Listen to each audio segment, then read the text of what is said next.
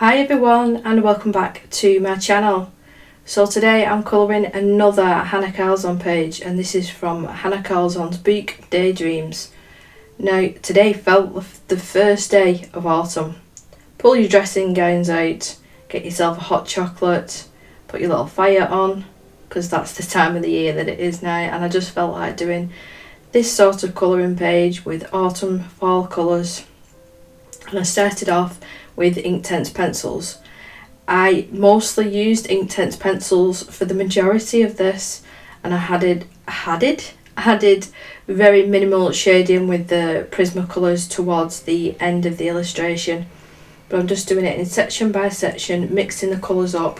Now I have written down the names of the Inktense pencils, and I'm using Red Oxide 1910, Light Olive 1540, Tan 1720, Hot Red 0410, and Cherry Red 0500, and they're the only colours in the Inktense pencils that I do use, and I just mix it up.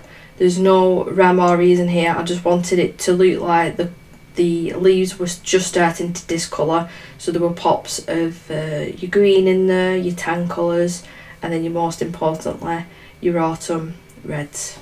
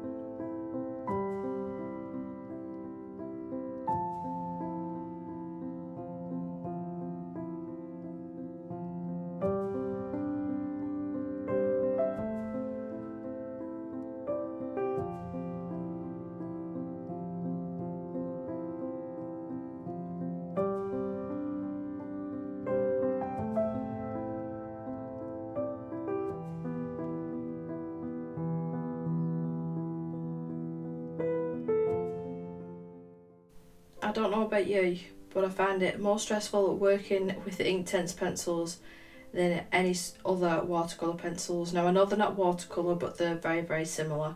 Now with watercolour pencils I can take my time, but with these you do have to be a little bit quicker, otherwise you'll get streaky pencil marks. Now the way to combat that, if you don't want to be super duper quick, is to draw onto a palette or porous surface and pick up the colour with a paintbrush and then pop it onto your illustration then. But I think that defeats the purpose. You might as well just use a watercolour palette or an Inktense palette if you're doing that. I do find the fun of actually colouring the illustration with the pencils and actually seeing the colour come to life. I've said it before, I remember when I first saw these colours I didn't actually see them activating, and I thought, what was the fuss about? What's the fuss about these? And then that day I went home and researched them. I watched YouTube videos, and then I was kicking myself because I didn't buy them, because they are just fabulous pencils. There's nothing else like them. They really do pack a punch.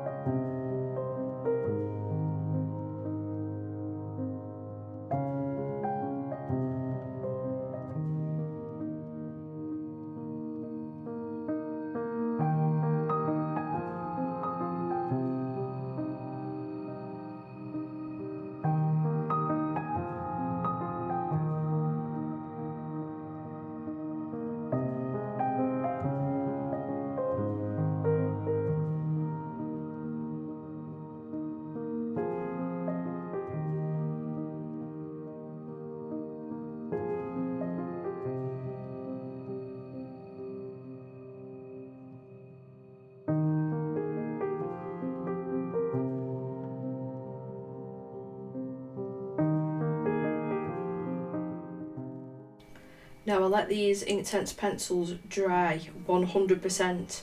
100%. I left this page for about 45 minutes because I knew the next step would be watercolour. I didn't want that ink running everywhere. Now if you do use a lot of the Inktense on the page and you don't activate it well enough, when you put any sort of water over the top, it's going to run. It's going to run even though it says permanent. If you've not activated that pigment, it's going to run. So I made sure that I activated everything and made sure that I was patient and let it dry. Now I'm using the White Knight paints just for a simple watercolour background. This didn't turn out perfect. It didn't turn out how I imagined, but overall, you know, I like the end result. The end result, I did a wet on wet technique and then I just splashed some of the paint over the top and then popped a little bit of Winsor & Newton gold ink on the page while the paper was still wet, and then it sort of bleeds out and gives this lovely soft effect. You can see it completely dry now. Again, I had to be patient. I didn't use a heat gun. I left this for over, I want to say about an hour and a half, 2 hours. I had to be really patient. But I switched over now to the Prismacolor just to do the final details, colour in them crystals. I did initially want to use a white gel pen for the crystals, but I've done that before quite a few times and I didn't want to do it today. So I just added a couple of little highlights with a black Shakura Jelly Roll Glaze pen. That's a tongue twister in black. I don't know whether I said black then. And then a white acrylic Sunis pen. Now I did link that in my last video or in the video before, so if I can find the link again, I will link that acrylic pen in the description because I prefer that over the Posca pen.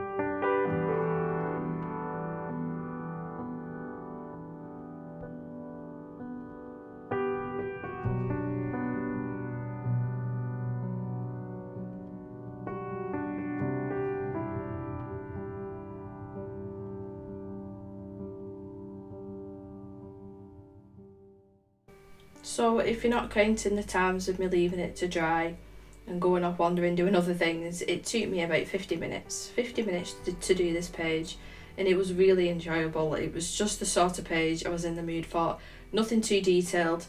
And the way that I like doing the backgrounds now, I like the page to be quite open. I don't like it to be too busy. So I'm getting to the very last ones in some of my colouring books, the pages that I really love to do.